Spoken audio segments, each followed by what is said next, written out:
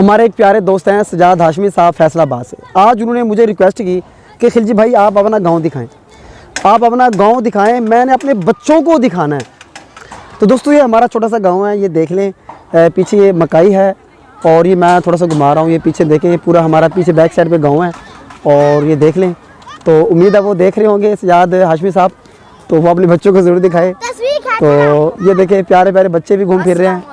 वाले सलाम बेटा, वाले सलाम। तो ये दोस्तों हमारा छोटा सा गांव है, तो ये हमारी एक छोटा सा शॉट है, तो इसको हम फिर घुमा रहे हैं।